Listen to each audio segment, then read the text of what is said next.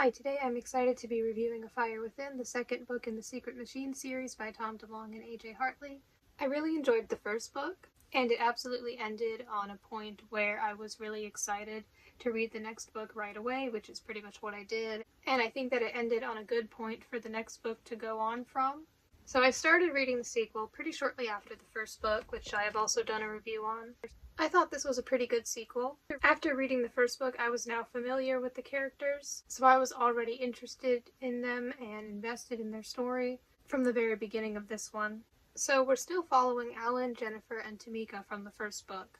All this crazy stuff has happened to them, and now they're trying to just go back to their regular normal life, but really, how can you? You can't really after what they've seen and learned. But they're also not supposed to talk about certain things after signing non-disclosure agreements, so that just makes it more complicated. Actually, besides the series containing this whole aspect of mystery and secrecy, that's something I like about the reading experience of this series. The fact that we, as the reader, know all the things the characters have been through. Because again, this series contains multiple perspectives between each of these characters. So we get to see everything that they've been through, even if they can't tell other people about it. It's like our little secrets that we're keeping with the characters. However, their journeys are nowhere near finished. They still have work to do. They've got so many things to figure out after all that they've experienced in the first book. There are a bunch of questions and mysteries and a lot going on, definitely a lot to be invested in. Alan has been experiencing these weird supernatural powers that he doesn't fully understand or can't explain. He also doesn't appear to have full control over them. His friend Barry, who has also been living with him at the base in Area 51, has also been experiencing weird, let's just say, visions and powers as well, similar to what Alan is experiencing. There's also some shady stuff about a doctor that they both saw when they were younger, and Tamika is trying to figure that out. She has a few different things she's working on, and I'll get more to her role in this book later, but that is one of the things that she does. As for Jennifer, she doesn't really know who she is anymore. She has all this money left to her from her father, and it's nice that she's able to use it to help the others out with what they're working on.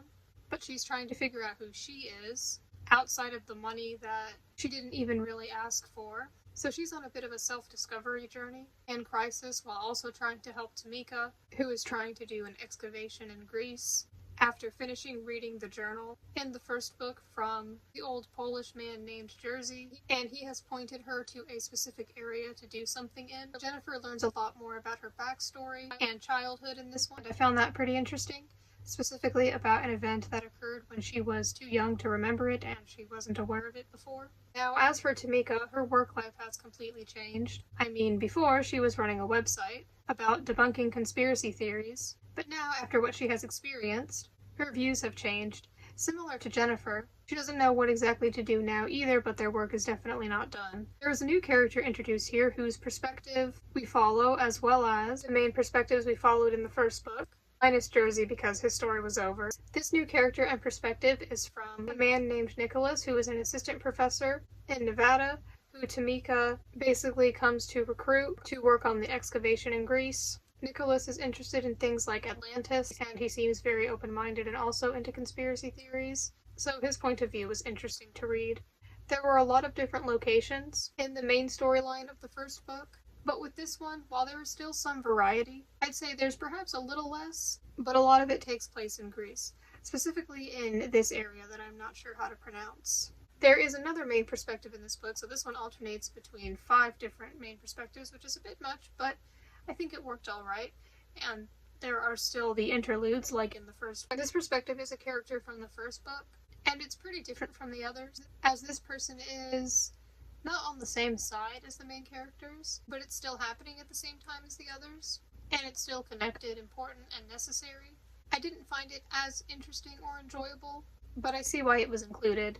And I did find it a bit enjoyable in a way because it was interesting to see this character who was not really on the good side of things and seeing their perspective and seeing them in the moment, like when they're about to do something bad, and just seeing how casual they are about it.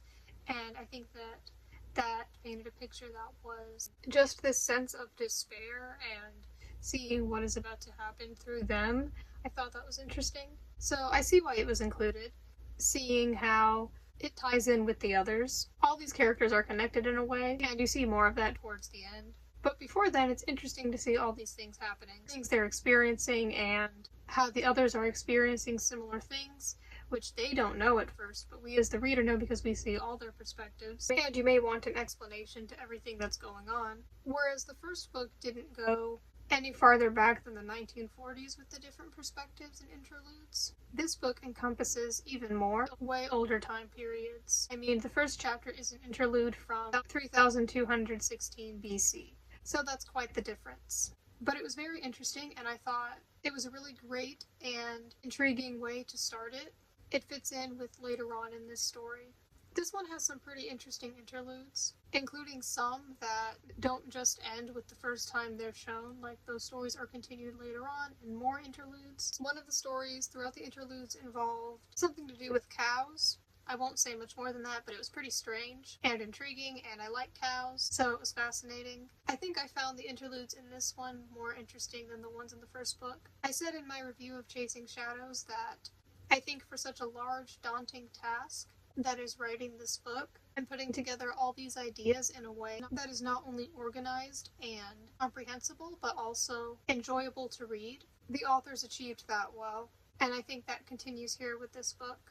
I can see that they had certain concepts they wanted to introduce first in the first book, and then they'd introduce the more crazy, less believable sounding ones in this one after you've read the first one. Also, as the reader, you're more likely to be invested by this point, and you may be more open-minded to these ideas, like I was. And also, like with the first book, this book continues to introduce and explain things in a way that's part of the story, not by lengthy info dumps, exposition, and things like that.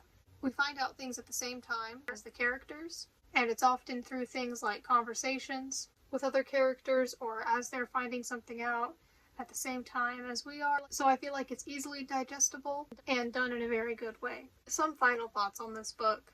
I'd say I liked certain things about the way it was written. Some parts were funny. Overall, I think this was a good sequel and a really interesting story that was enjoyable to follow along with.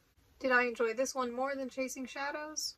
Well, I think maybe I liked Chasing Shadows more, but this one still had a lot of good things about it, and was an enjoyable reading experience as well. There's just so much to this series that despite how long it is, I could see myself maybe rereading it someday. I believe there's supposed to be a third and final book. I think this is supposed to be a trilogy. It just hasn't been made yet, but I believe that is the plan. But if it ever does exist, I will be very excited to read it. And I'm very excited to read more books by both of these authors.